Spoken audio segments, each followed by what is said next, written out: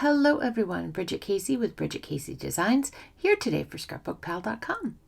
Today we're having a look at the wonderful set from Concord 9th called Up and Away. There's a stamp set and a die set that go with this. We really kind of focus on the die set today, and the stamp set gets kind of an honorable mention. We do use a stamp, but most of it's die cutting today. So we're using up some scraps, which I absolutely adore using up scraps because I have so many. And that's one thing that was overwhelming with this card in the beginning was that there were so many possibilities.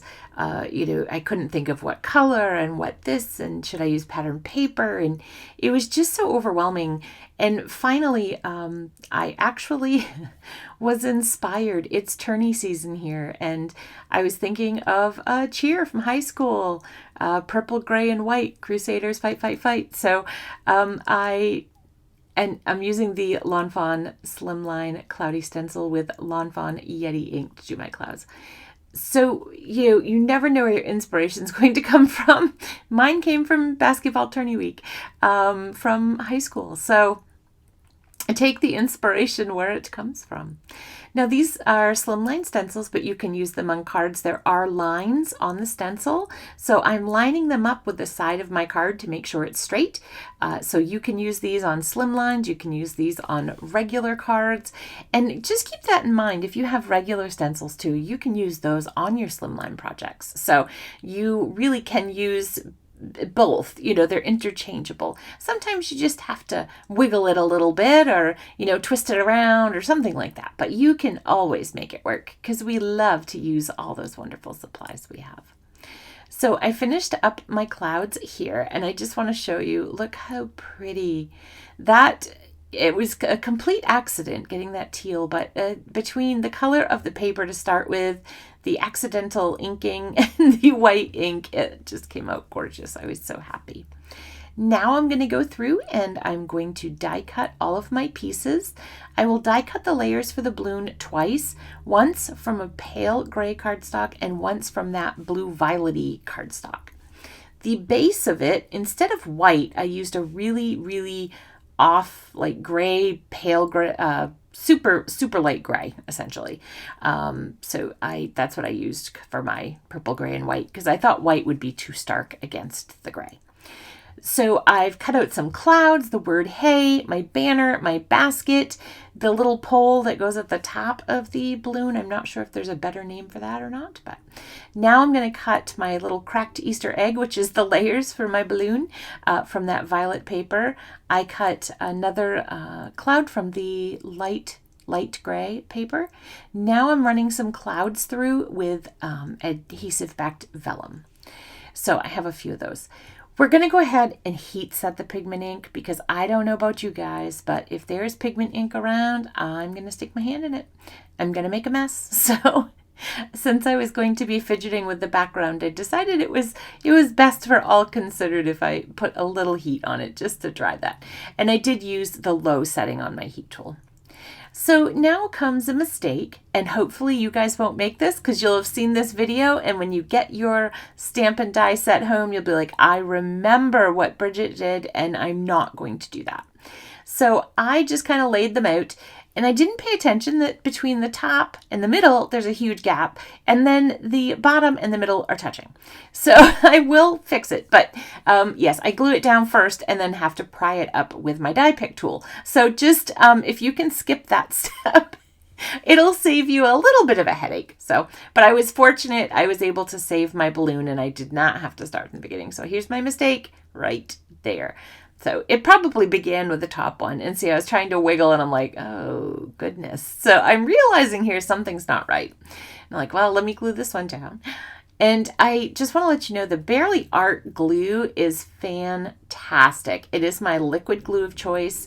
It's, it doesn't freeze. It says right on there. That was the reason I bought it in the first place, because I live in Maine.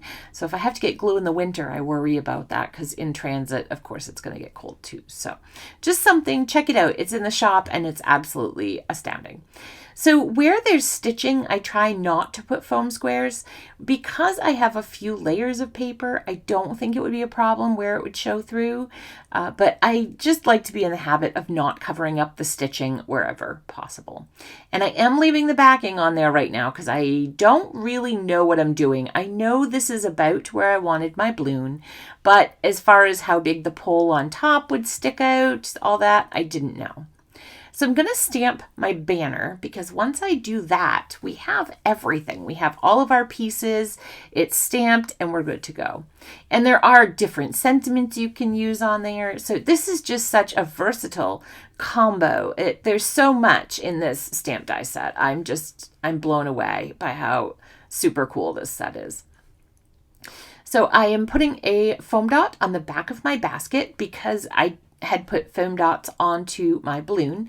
I do have black and white foam dots. So if it's darker paper, like this really dark gray, I like to use the darker foam squares. In this instance, will it matter? Not really. But I like to have habits that I get into, so that one time that it would matter, I do, actually do that, like either put white or black on there, or make sure that my pigment ink's dry, or just those little things. So it's good to have those good habits, like eating fruits and vegetables every day. It's good to have those habits. So I'm fidgeting with clouds right now, and those clouds aren't all going to stay there. You're going to see I put 2 cloud clusters on the right with a vellum cloud and a light gray cloud. And then the light gray clouds on the left, the top one will stay, the bottom one will go. It seemed too congested having that bottom cloud on the left. And really, looking at it now, I still feel it's too congested. Because I did the background with the clouds, so we have that cloud stencil, plus we have what I'm calling the dimensional clouds because I die cut them. Because we have all that, there's really a lot of clouds. Really, clouds are super well represented here. So I didn't want it to be about the clouds. I wanted my balloon to be front and center and what everybody looked at. So I decided to stay with that triangle of clouds, so to speak. I almost said clowns. No clowns, I promise. So now I'm putting the pole at the top, and then I'm going to put on my banner, on the left-hand side of the banner, I'm putting a dab of glue so it will stick flat to my project. And on the right-hand side, I have a foam dot so that it looks like it's blowing in the wind. You can see the dimension right there. Now we're going to go ahead with the clouds. So I glued down the top cloud onto the vellum right there. I'm gluing that down. And then the vellum had double-sided adhesive because it's just easier with vellum to do it that way. So that will kind of hold that top cloud and the bottom cloud all with that vellum because they're hooked together. So it works out very well. But if you've never tried double-sided adhesive on vellum, it's definitely a game changer. Definitely check that out. So going to go ahead and fidget with this cloud for just a moment. I'm trying to make sure it looks straight, and I'm shocked at how straight that I got them. So I did pick up my card to check out how straight it was and noticed I had a little overhang. And in a second, I'm going to try that cloud. And then I'm like, nope. And then I have the overhang again. I hope this card inspired you to get out the Up and Away set from Concord 9th and see what you can create. I can't wait to see if you guys make projects with this. I hope you have a wonderful day, and thank you so much for spending a little bit of your crafty time. Don't forget to head on over to ScrapbookPal.com and subscribe. We can't wait to see you.